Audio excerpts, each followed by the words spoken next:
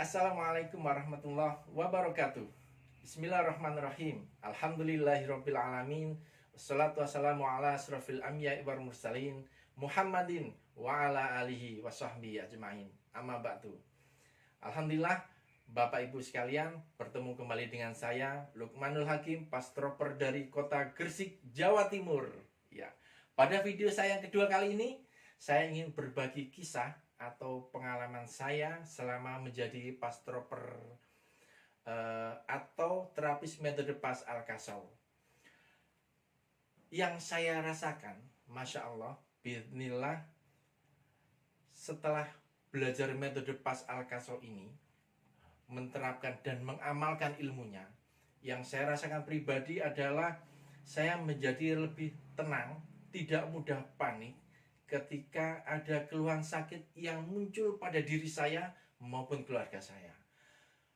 Kok bisa demikian? Ya, karena metode Pas Al-Kasau ini yang selama ini keluhan sakit itu begitu rumit menjadi sangat sederhana untuk menyelesaikannya. Yang kedua, bismillah, Masya Allah, dengan belajar metode Pas Al-Kasau ini, saya bisa membantu banyak orang dalam hal sisi kesehatan dengan cara yang simple, sederhana, tapi dahsyat luar biasa progres yang dirasakan oleh orang-orang yang kami terapi. Dari dua hal yang saya sampaikan tadi, ada beberapa pengalaman menarik bagi saya sampai terngiang-ngiang dalam pikiran saya dalam waktu yang lama ketika menterapi seseorang saat memiliki keluhan sakit. Misalnya begini, pengalaman saat dalam perjalanan saya antri di SPBU di kota Surabaya, di salah satu SPBU di kota Surabaya. Di depan saya ada dua mobil yang antri. Nah, yang satu sudah proses pengisian BBM, yang berikutnya masih antri. Setelah mobil yang pertama selesai, mestinya kan mobil yang kedua ini maju. Saya tunggu, kok nggak maju-maju mobil ini.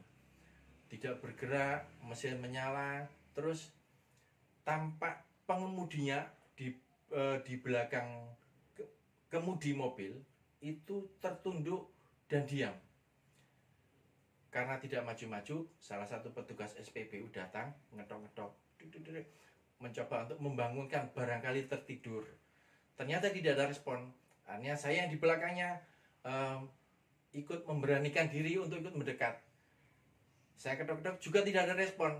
Beberapa orang pengendara yang ada di sekitar SPBU kemudian berusaha bersama-sama untuk membuka paksa pintu mobil tersebut. Setelah terbuka, ternyata kami dapati sang pengemudi itu sedang tidak sadarkan diri. Akhirnya kami bersama-sama menggotong, mengeluarkan dari mobil, membawa beliau ke tepian sekitar area SPBU. Saya beranikan diri untuk membantu menterapinya dengan gerakan EB. Nah, saya lakukan beberapa menit. Alhamdulillah, bi'idznillah, wajahnya kemudian memerah dan beberapa saat kemudian orang tersebut sadar. Kemudian saya tanya, "Bu, jenengan ini kenapa?" Itu. Beliau nyampaikan kalau di dalam mobil tadi beliau merasakan nyeri di dadanya, di dada sebelah kiri, kemudian tahu-tahu sudah dikerumuni banyak orang itu. Saya menduga, oh, beliau ternyata ada keluhan sakit jantung. Saya mencoba membantu dengan mendiagnosa ala Pas Al-Kasau, kemudian memberikan gerakan-gerakan sederhana, misalnya HK. Nah, alhamdulillah, kemudian orang tersebut merasakan badannya lebih segar dan kemudian bisa melanjutkan perjalanan ke tempat selanjutnya. Pengalaman kedua, sekitar 2 tahun yang lalu, saya ditelepon setelah sekitar jam 7 malam. Saya ditelepon oleh teman SMA saya dulu. "Loh, anak saya sekarang sedang sakit hisprung, perutnya besar, keras, tidak bisa BAB, kemudian rewel karena sakit perutnya sehingga tidak bisa tidur gitu. Saya bikin janjian, malam itu juga saya ke rumahnya. Saya alhamdulillah setelah saya diagnosa dengan alapas, saya berikan gerakan BP dan PA. Saat itu juga bismillah ketika proses terapi bisa buang air besar di tempat. Bonusnya itu, bonusnya Masya Allah. Alhamdulillah orang tuanya menangis, anaknya juga kemudian tidak rewel, nangisnya berhenti setelah dibersihkan, nangisnya berhenti, kemudian bisa makan. Itu bagi saya pengalaman yang luar biasa ya. Saya bisa berkesempatan membantu teman yang sudah lama tidak ketemu ketika ada berita anaknya sakit. Saya bisa membantu di tempat tanpa obat, tanpa alat, tanpa jimat, tanpa operasi. Bismillah, kemudian masalahnya selesai. Pengalaman yang ketiga, ketika saya berkunjung ke kampus tempat saya kuliah dulu untuk ada keperluan administrasi gitu, bertemu dengan salah satu dosen pembimbing saya.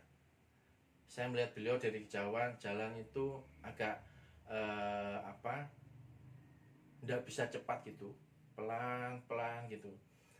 Kemudian saya dikatakan, Ustadz, jenengan ada keluhan apa gitu, kok jalannya sehat Ustadz? Saya sakit jantung, ada keluhan jantung, kemudian sudah pasang 2 ring, harus rutin setiap hari minum obat untuk mengencerkan darah supaya tidak sakit lagi. Saya memberanikan diri, Ustadz, mohon izin kalau jenengan berkenan saya terapin jenengan dengan metode Pas Al-Kaso. Kemudian berkenan, cari ruangan kosong, saya diagnosa alapas, ketahuan ini penyimpangan kerangkanya seperti ini. Kemudian dengan gerakan-gerakan sederhana Pas, salah satunya adalah HK. Alhamdulillah, kemudian yang pada saat awal saya ketemu dengan beliau, wajahnya pucat, kemudian tangannya terasa dingin ketika berjabat tangan. Saat melakukan HK tadi beberapa kali, wajahnya tampak memerah. Kemudian ketika saya berjabat tangan beliau, tangannya terasa hangat, berkeringat, badannya tampak segar. Beberapa hari kemudian saya telepon, Ustadz, bagaimana kabarnya? Alhamdulillah, saat ini saya sudah bisa beraktivitas lebih bagus lagi dari sebelumnya. Sudah naik turun tangga 3 ngos-ngosan, bisa mengemudi mobil, dan kegiatan-kegiatan lain. Dan saya kira masih banyak pengalaman-pengalaman yang dirasakan oleh para pastroper yang lain, yang saat ini sudah mencapai 13.000 lebih alumni workshop PAS sedunia. Saya yakin pengalaman-pengalaman seperti saya tadi, atau bahkan lebih seru, lebih bagus, juga akan mereka alami. Maka dari itu, pada kesempatan sekali ini saya mengajak jenengan semua, saudara-saudara, ayo kita belajar metode Pas Al-Kaso ini. Ikuti workshop metode Pas Al-Kaso di kota-kota terdekat Anda segera mungkin, agar kita bisa sama-sama membantu berkontribusi dalam hal kesehatan kepada banyak orang. Sekian dari saya, Luqmanul Hakim. Assalamualaikum warahmatullahi wabarakatuh.